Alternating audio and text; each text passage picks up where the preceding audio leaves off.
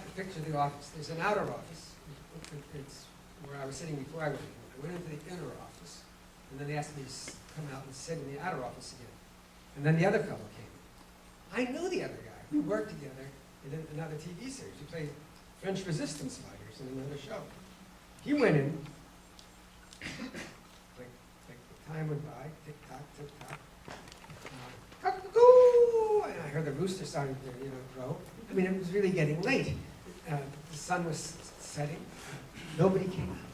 No one was there. They started to turn on the evening lights on the barracks that were auditioning. And what had happened was that there was a door leading to the hallway from the inner office. And when they left, they all left from the inner office. and no one had remembered to tell me. So I sat there and sat there and sat there. And then finally, literally after a couple of hours, the wardrobe man came over. He says, "Are you Walter?" And I said, "Yeah." He says, "Come with me." And I went with him and followed behind a little puppy dog. We went over to the wardrobe. My hand to God. He dropped to his knees in front of me, put his hand up under my crotch. And I said, "What? What are you doing?" He says, "Well, I have to measure you for a costume, don't I?" And that's how I found out that I was a star.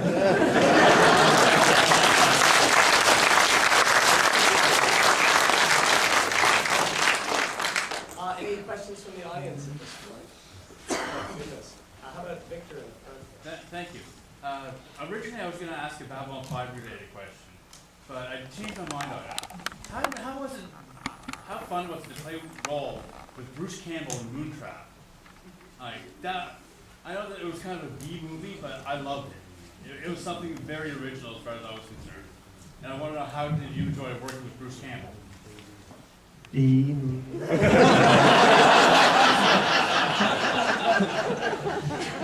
Bruce was great.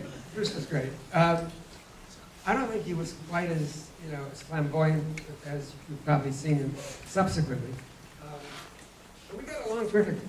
He took me to a hockey game. We went to see the Detroit Blues. We got along fine, but nothing untoward, nothing out of the ordinary. I've seen him a couple of times since then. In fact, I did a film that I wrote and was one of the producers on called Inalienable, and I invited him to participate and play the lead, but he decided he didn't want to do it. But that's all. I can't tell you too much more about Bruce. I don't see him that often.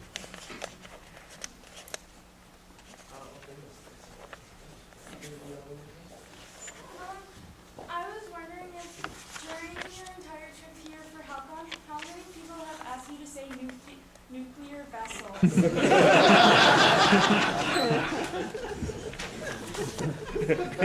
And why would they ask me? A few. I was once propositioned. Hey, honey, if you say nuclear vessel. Only ever that easy for all of us. I can teach you. I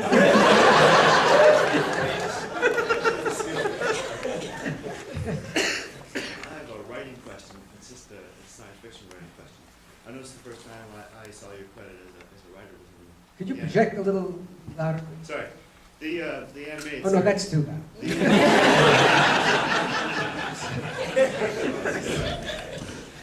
How's the vessel doing? Sorry. So Star Trek, the animated series, was the first time I saw your credit as a writer, and I was just wondering about what attracted you to writing for science fiction too. It wasn't just Star Trek, but there must be something you love about it. Science Well, fiction. actually, when I was a kid, I used to lie in bed and write scenarios in my head for television series. And go through the whole thing, of course, not remember it the next day at all. But I never took an English course. I managed to graduate college without ever having taken an English course. But what prompted me to write was desperation. After Star Trek was canceled, I went through this period when I had no idea what I was going to do with my life. I mean, everything stopped, just stopped. You know, with a screech, it stopped. And there was no television, and nobody called, asked me to audition. I was home with my wife, you know, a little baby, and I didn't know what to do. I didn't know what to do with my life. And it was, I mean, I wake up in the morning, look at the ceiling, and immediately I felt depressed. I had no structure. And somewhere along the line, you know, you abandon yourself to these kinds of feelings of despair, or you call upon some inner strength. Sounds rather pretentious, but something genetically that's there to motivate you, to self-motivate you, to get you up and going.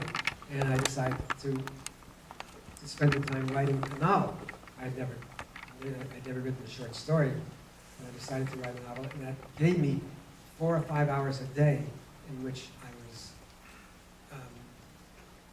gainfully employed, so to speak, at least emotionally. And I just wrote and wrote and wrote, and you know, when you do something like that, when you finish for the day, you say, well, I've accomplished something, I've achieved something, you know, I feel better about myself. Very important to maintain some kind of self-image. And I kept doing it, and I kept doing it until I, in fact, finished. And then I put it away, you know. I mean, I thought for sure that I needed to get this book sold, since I put so much time into it. And when I finished, I realized that the purpose was in the writing, and not in, you know, not in the pot of gold at the end of the rainbow. So, which is really mixing metaphors there. But so I was just content that I had done it, and I felt better. I mean, my emotional health was better. As it turned out, I don't want to digress too far because I'm going to get away from your question if I do. 18 years later, it was published. And then 18 years after that, it was published again. And it's going to be published again by a third company next year. And in the meantime, I was a radio drama organization contacted me about adapting it into a radio drama. So I went back east and directed 45 actors, converting the story into a radio drama. And it will be released on November 15th. It'll be on Sirius XM in episodes. I think it's quite long, I must say.